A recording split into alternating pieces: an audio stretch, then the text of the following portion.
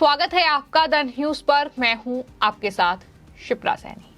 America के पूर्व राष्ट्रपति बराक ओबामा ने भारत के मुसलमानों को लेकर जो कुछ भी कहा, उसके बाद बराक ओबामा बुरी तरह से फंस चुके हैं। ओबामा के बयान पर तमाम बीजेपी नेताओं की प्रतिक्रियाएं सामने आई। बीजेपी नेताओं को खास तौर पर उनका ये बयान पसंद नहीं आया और उन सब के बाद अब पत्रकार सुधीर चौधरी ने अपने शो ब्लैक एंड व्हाइट में ओबामा के इस बयान का विश्लेषण किया है, जिसमें सुधीर चौधरी ने ये कहा है कि भारत के समाज का डीएनए नहीं समझ पाए बराक ओबामा और यही वजह है कि इस तरह का बयान उनकी तरफ से दिया गया है। दरअसल भारत में धार्मिक स्वतंत्रता के मुद्दे पर अमेरिका के पूर्व राष्ट्रपति बराक ओबामा ने टिप्पणी की, जिसके बाद उनके बयान की खूब चर्चा हुई, खूब किरकिरी भी बराक ओबामा की हुई और अब वो बुरी तरीके से फंस चुके हैं। इस मामले पर अब prime time anchor Sudhir Chaudhary ने भी अपने शो ब्लैक एंड व्हाइट में इस मुद्दे पर बातचीत की है, इस मुद्दे का विश्लेषण किया है। उन्होंने ये कहा कि बराक ओबामा ये कह रहे हैं कि मोदी अल्पसंख्यक सुरक्षा पर ध्यान दे, वरना आने वाले समय में भारत कमजोर हो जाएगा।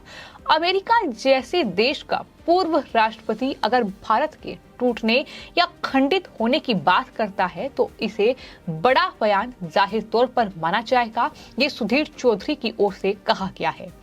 उन्होंने कहा कि बराक ओबामा भारत को तोड़ने और खंडित करने की बात कर रहे हैं।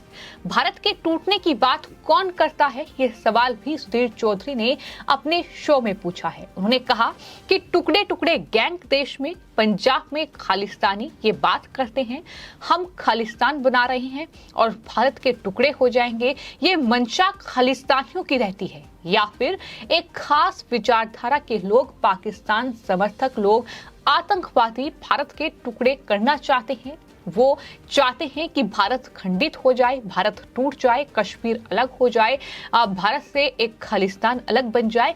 ये तमाम जो मंसूबे हैं ये टुकड़े टुकड़े गैंग देश विरोधी ताकतों के हैं। सुधीर चौधरी ने बराक ओबामा के इस पूरे बयान का विश्लेषण करते हुए ये भी कहा कि ओबामा जैसे लोग भारत में हिंदू और मुस्लिम मतभेद के बहाने से देश के लोकतंत्र पर बड़ा सवाल खड़ा करते हैं। भारत में हिंदू मुस्लिम के बीच मतभेदों को एक बड़ा मुद्दा बनाकर भारत के लोकतंत्र पर सवाल खड़ा करना क्या इनका मकसद है, ये बड़ा सवाल है। और ये पश्चिमी देशों के नेता भारत में हिंदू राष्ट्र के उदय को नहीं समझ पा रहे हैं। ये बड़ी बात सुधीर चौधरी ने इस शो में कही है। उन्होंने ये कहा कि पिछले 75 सालों में हमारे समाज में एक सबसे बड़ा बदलाव जो आया है वो है हिंदू राष्ट्रवाद का, जिसे वो समझ नहीं पा रहे हैं। मोदी और मुस्लिम के इस कॉम्बिनेशन से कुछ लोग इतने असहज क्यों हो रहे हैं, ये सवाल भी सुधीर चौधरी ने अपने शो में पूछा है। ओबामा जैसे लोग और कुछ इस्लामिक कट्टरपंथी संगठन मोदी को मुस्लिम विरोधी क्यों मानते हैं, जबकि 7 बड़े इस्लामिक देश मोदी को अपने देश का सर्वोच्च नागरिक सम्मान दे चुके हैं। फिर आखिर ये पूरा कंफ्यूजन कहाँ है?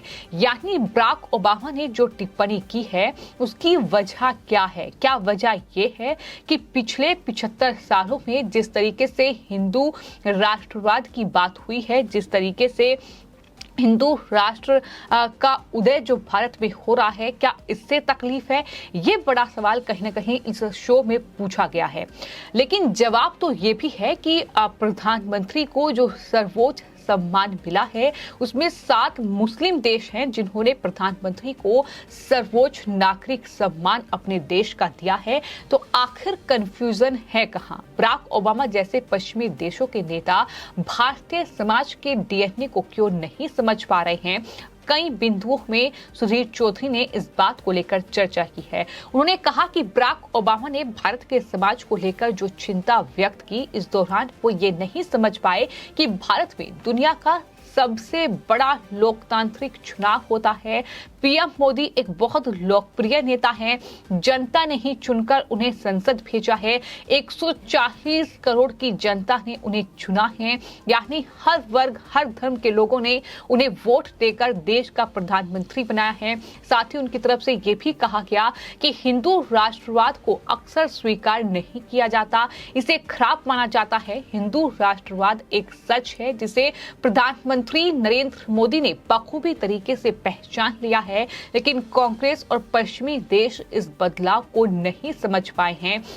ये उनकी तरफ से साफ तौर पर कहा गया कि हिंदू राष्ट्रवाद को वो नहीं समझ पा रहे हैं और यही वजह है कि इस तरह के बयान जो हैं वो देखने को मिल रहे हैं। यानी एक विश्लेषण के तौर पर एक तमाम पॉइंट्स के जरिए सुधीर चौधरी ने ये बताया है कि बराक ओबामा आखिर इस तरह का बयान क्यों दे रहे हैं। हालांकि बराक ओबामा के बयान पर किस तरीके का बवाल जो है वो भारत में हो रहा है, ये साफ तौर पर तमाम जो मंत्रियों के बयान सामने आए हैं, फिर चाहे वो वित्त मंत्री निर्मला सीतारमण का बयान हो, उन्होंने साफ तौर पर यह कहा कि ओबामा जब राष्ट्रपति थे अमेरिका के, उस वक्त 7 मुस्लिम कंट्रीज पर बम गिराए गए थे अमेरिका की ओर से, जिसमें मुस्लिमों की जान गई थी। तो मुस्लिमों के हमदर्द ओबामा अब क्यों बन रहे हैं, इसके पीछे क्या षड्यंत्र है, ये बड़ा सवाल है। वहीं रक्षा मंत्री राजनाथ सिंह ने भी हाल ही में ये जवाब दिया कि ओबामा जी को ये नहीं भूलना चाहिए कि भारत ही एकमात्र ऐसा देश है जो दुनिया में रहने वाले सभी लोगों को परिवार का सदस्य मानता है। उन्हें अपने बारे में भी सोचना चाहिए कि उन्होंने कितने मुस्लिम देशों पर हमला किया है। तो ये बीजेपी के तमाम नेताओं ने इस पूरे मामले को लेकर जवाब दिया है और खुद अमेरिका ही बराक ओबामा के इस बयान की आलोचना कर रहा है। वहां के जो धार्मिक जो विभाग है उसके जो अधिकारी हैं उनका ये कहना है कि ओबामा को भारत की आलोचना करने की बजाय भारत की तारीफ करनी चाहिए, क्योंकि भारत विभिन्न दरअसल धर्मों के लोग भारत में रहते हैं, भिन्नता वाला देश है, लेकिन एकता कितनी है ये भारत को बताने की जरूरत नहीं है। और आपको ये बता दें कि जैसे ही सुधीर चौधरी ने बराक ओबामा के इस बयान का विश्लेषण किया, उन्होंने टुकड़े टुकड़े गैंग का जिक्र किया, उन्होंने खालिस्तानियों का जिक्र किया, उन्होंने उन तमाम देश विरोधी लोगों का जिक्र किया जो कि भारत को खंडित करने की बात करते हैं, भारत को तोड़ने की बात करते हैं। और चूंकि यही बात ओबामा भी कर रहे हैं, उन्होंने ये कहा कि भारत में मुसलमानों की स्थिति पर अगर गौर नहीं किया गया तो आने वाले वक्त में भारत खंडित हो जाएगा, भारत टूट जाएगा। इस पर एक तरफ सुधीर चौधरी ने विश्लेषण किया है तो दूसरी तरफ जनता की भी राय सामने आई है। जनता का ये कहना है कि बराक ओबामा का पूरा नाम नहीं भूलना चाहिए। अमेरिका के पूर्व राष्ट्रपति बराक ओबामा का पूरा नाम जो है वो दरअसल बराक हुसैन ओबामा है, तो वो ऐसी बातें करेंगे ही। इतना ही नहीं, कई लोगों का ये भी कहना है कि ओबामा को ये नहीं भूलना चाहिए कि जब अमेरिका के वो राष्ट्रपति थे तब उनके ही शासनकाल में अमेरिका ने कई मुस्लिम कंट्रीज पर बम गिराए थे। ये तमाम बातें जो हैं, ये तमाम राय जो है वो जनता की है, जो प्रतिक्रियाएं सामने आ रही हैं। तो कुल मिलाकर एक तरफ वो ओबामा अपने बयान पर पूरी तरीके से फंस चुके हैं, क्योंकि एक वक्त पर पीएम मोदी के काफी अच्छे साथी वो माने जाते थे, लेकिन आज वो किस प्रोपेगेंडा का हिस्सा बन चुके हैं। आखिर क्या षड्यंत्र मोदी के खिलाफ चल रहा है, ये बड़ा सवाल है और यही सवाल जो है अब देश की जनता भी पूछ रही है। फिलहाल आपकी इस पूरे मामले पर क्या राय है, हमें कमेंट बॉक्स में जरूर लिखें और चैनल को सब्सक्राइब करें। धन्यवाद।